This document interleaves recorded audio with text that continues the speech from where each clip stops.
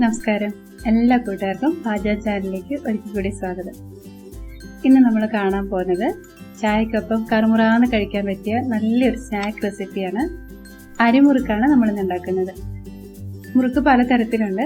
ഇപ്പം നമ്മൾ ചെയ്യാൻ പോകുന്നത് ബേസിക് ആയിട്ടുള്ള സാധാരണ നമ്മുടെ അമ്മമാരൊക്കെ നമുക്ക് വീട്ടിലുണ്ടാക്കി തരാറുള്ള ആ മുറുക്കാണ് ഇപ്പോൾ ചെയ്യാൻ പോകുന്നത്.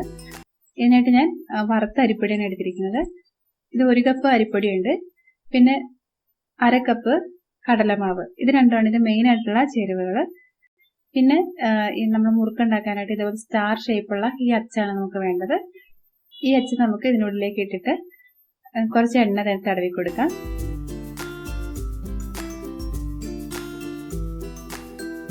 പിന്നെ നമുക്ക് ഈ മുറുക്ക് ചുറ്റി വെക്കാനായിട്ട് ഒരു പ്ലേറ്റ് എടുക്കാം. അതിന് കുറച്ച് എണ്ണ തടവി വയ്ക്കാം. പ്ലേറ്റിന് പകരം വാഴയിലയിലും വേണമെങ്കിൽ നമുക്ക് ചുറ്റി വയ്ക്കാം, അല്ലെങ്കിൽ ബട്ടർ പേപ്പറിൽ നമുക്ക് ചുറ്റി വയ്ക്കാം. ഇത് നമ്മൾ മിക്സ് ചെയ്യുന്നതിന് മുമ്പ് തന്നെ നമുക്ക് മീഡിയം ഫ്ലെയിമിൽ എണ്ണയും ചൂടാകാനായിട്ട് വെക്കാം. ഇനി നമുക്ക് മാവ് തയ്യാറാക്കാം. അതിനായിട്ടൊരു ബൗളിലേക്ക് അരിപ്പൊടിയും കടലമാവ് അരിച്ചെടുത്തതും കൂടി, കടലമാവ് ഒന്ന് അരിച്ചെടുക്കണം, ഇതിലേക്ക് ചേർത്ത് കൊടുക്കാം. ഇനി ഇതിലേക്ക് ടേസ്റ്റിനായിട്ട് നമുക്ക് ജീരകം എടുക്കാം. ഞാൻ 1 ടീസ്പൂൺ ജീരകമാണ് എടുക്കുന്നത്.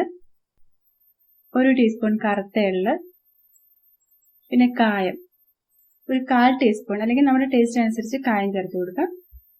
പിന്നെ മുളക് പൊടി ഏകദേശം ഒരു 1/2 ടീസ്പൂൺ മുളക് പൊടി. മുളക് പൊടി ഒത്തിരി കൂടിപ്പോണ്ട കേട്ടോ, ഇത് പ്രത്യേകം ശ്രദ്ധിക്കുക. മുളക് പൊടി കൂടിപ്പോയാലോ നമ്മളിത് ഫ്രൈ ചെയ്യുന്ന സമയത്ത് ഇത് പെട്ടെന്ന് കളർ ചുവന്നു പോകും.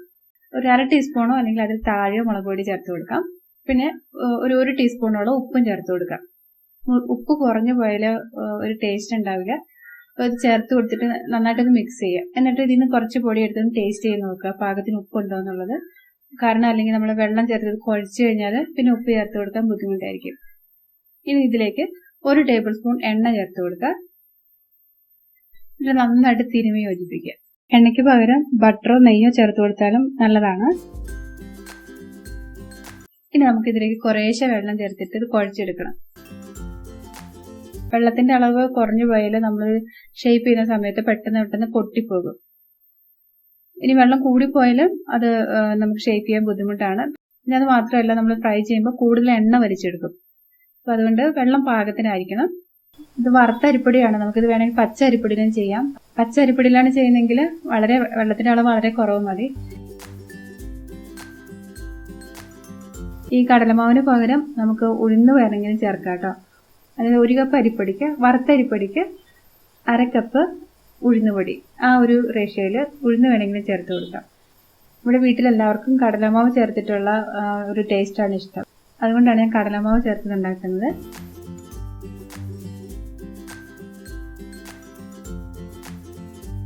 നമ്മുടെ ഈ മാവിലെ വെള്ളം പാകത്തിനാണോ എന്ന് അറിയാനായിട്ട് നമ്മൾ ആദ്യം ഇതിലേക്ക് കുറച്ച് മാവ് നിറച്ചിട്ട് ഒന്ന് ചുറ്റിച്ച് നോക്കുക.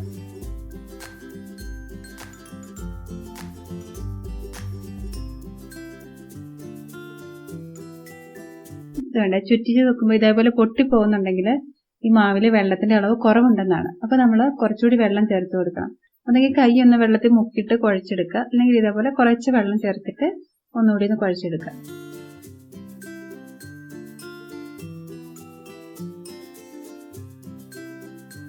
എന്നിട്ട് ഇതേപോലെ നല്ല സോഫ്റ്റ് ആയിട്ടുള്ള മാവാവണം.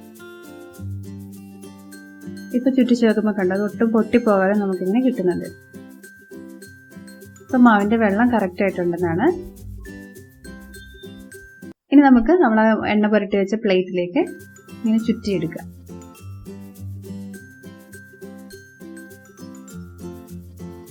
നിങ്ങൾക്ക് ഇഷ്ടമുള്ള വലുപ്പത്തിൽ ചുറ്റിയെടുക്കാം.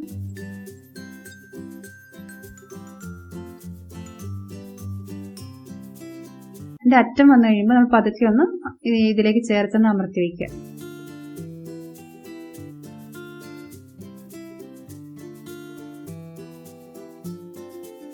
അപ്പൊ എണ്ണ ചൂടാക്കാനായിട്ട് വെച്ചിട്ടുണ്ടായിരുന്നു.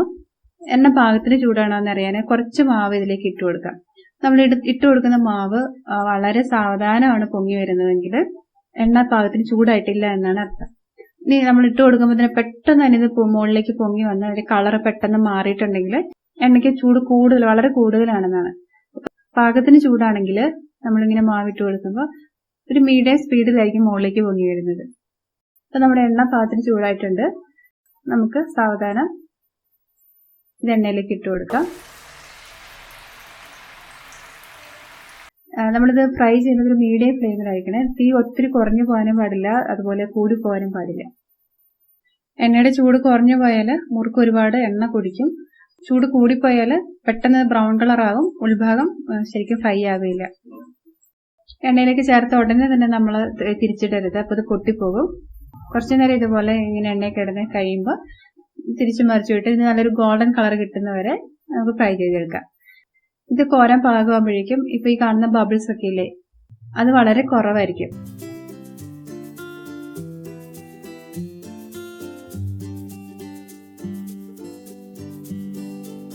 ഇപ്പൊ കണ്ട, അപ്പൊ അതൊക്കെ വളരെ കുറഞ്ഞിട്ടുണ്ട്, കളറൊക്കെ നന്നിട്ട് മാറി വന്നിട്ടുണ്ട്. അപ്പൊ ഇത് കോരാൻ പാകമായിട്ടുണ്ട്, നമുക്ക് എണ്ണയിൽ നിന്ന് മാറ്റാം. ഇത് കൂടുതൽ ഫ്രൈ ആകാതെ സൂക്ഷിക്കണം. കൂടുതലായിട്ട് ഫ്രൈ ആയാൽ ഇതിന്റെ ടേസ്റ്റ് മാറിപ്പോകും, കളറും കൂടുതൽ ഡാർക്ക് ആവും. നമ്മൾ കോരി മാറ്റിക്കഴിഞ്ഞാൽ അതിന്റെ ആ ചൂടിരുന്ന ഒന്നുകൂടി അതിന്റെ കളർ മാറും. ഇതേപോലെ നമുക്ക് ബാക്കി മുറുക്കും ഫ്രൈ ചെയ്തെടുക്കാം.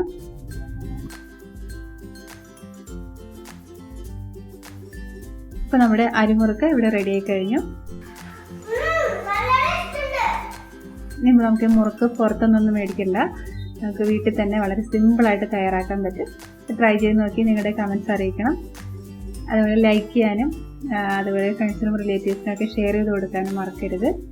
ഈ ചാനൽ നിങ്ങൾ ആദ്യമായിട്ടാണ് കാണുന്നതെങ്കിൽ സബ്സ്ക്രൈബ് ചെയ്യാനും പുതിയ വീഡിയോസിന്റെ നോട്ടിഫിക്കേഷനായിട്ട് അരികിലുള്ള ബെൽ ബട്ടൺ പ്രസ് ചെയ്യാനും മറക്കല്ലേ.